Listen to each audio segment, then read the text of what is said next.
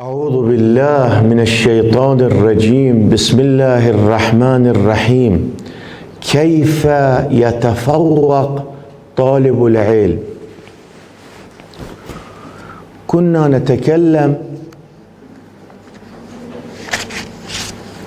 عن موضوع ارتقاء طالب العلم، الوصول إلى مرتبة عالية من العلم والتقوى بحيث يقدر أن يخدم الدين، يخدم المجتمع الديني. بالنهاية حرفة طالب العلم هي الخدمة للدين، نهاية المطاف هي الخدمة للدين. ولذا لما نرجع إلى روايات أهل البيت نرى أهل البيت يوصون بحسن الخلق. حسن الخلق هي من المراتب التي لا يوفق كل شخص لكسب هذه الصفة الحميدة، لا يمكن.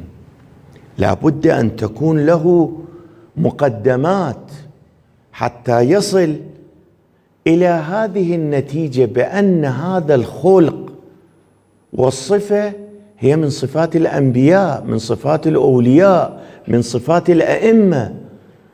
وذلك يتحقق عندما نتعلم الأحاديث، نتعرف على الأحاديث أن الأئمة روحي لهم الفداء كيف يتعاملون مع الناس. تلقى أخاك ببشر حسن، يقول تلقى أخاك المؤمن مع الوجه البشوش ببشر حسن. الأخلاق الحسن يمحي المعصية، تذوب المعصية بواسطة حسن الخلق. شلون الشمس تذوب الثلج، هكذا حسن الخلق يذوب المعاصي. هذه الصفة صفة مهمة. إذا تريد تكسب الناس لابد أن يكون أخلاقك مقبول عند المجتمع. أكو كثير من الناس لما تتكلم معهم تصير حالة تنفر بالنسبة إلى ذلك الشخص. في بعض الأوقات لما تخاطب شخص يصير تنفر في وجودك. لماذا؟ لأنه لم يكن له حسن الخلق. هذا حسن الخلق يتحقق عندما تمحي العجب عن وجودك. وإلا إذا عندك عجب لا تقدر أن تكسب صفات الحميدة، ومن جملتها حسن الخلق.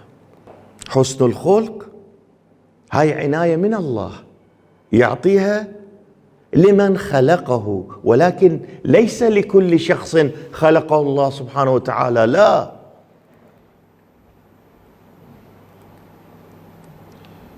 فمنه سجية ومنه نية. بعض الأخلاقيات فطرية طبيعية، بعضها تصدر من قصد، ولكن نحن نتكلم عن حسن الخلق. مهما كان حسن الخلق لابد الإنسان يتحرك، يأخذ طريق بحيث بمراحل الزمان طبعا يصبح إنسانا بشوشا. لما تخاطبه تحس اللذة المعنوية الأخوية الأبوية. إن الله تبارك وتعالى ليعطي العبد من الثواب على حسن الخلق كما يعطي المجاهد في سبيل الله.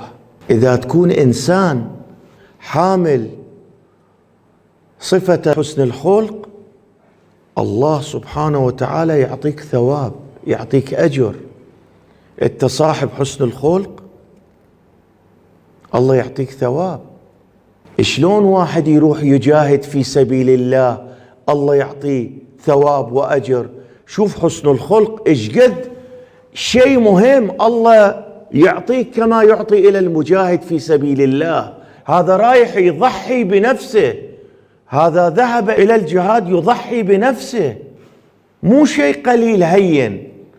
شوف شلون يقول ذاك رايح للجهاد يعطي ثواب. انت هم إذا تكون هذه الصفة موجودة وبرزت هذه الصفة منك الله سبحانه وتعالى يعطيك ثواب، يعطيك أجر. شوف إمام الصادق شي يقول: إن الله تبارك وتعالى أعار أعداءه أخلاقا من أخلاق أوليائه ليعيش أولياؤه مع أعدائه. الله سبحانه وتعالى بعض الصفات، صفات الأولياء، أعطاها عارية للأعداء، وإلا إذا ما كانت هذه الصفات عند الأعداء لقتلوا كل الأنبياء. يعني هذه الصفات من صفات المؤمنين، من صفات المتقين، من صفات أهل الله. إذا تشوفون هذه الصفات موجودة عند الأعداء هذا عارية من عندنا أعطيناهم حتى أنبياؤنا يكونوا في راحة، المؤمنون يكونوا في راحة، المتقون يكونوا في راحة، الشخص التقي الشخص المؤمن يكون في راحة من أيادي المخالفين. ولذا أعطيناهم عارية هذه الصفة. وإن شاء الله نستمر بالكلام بالجلسات الآتية، والحمد لله رب العالمين.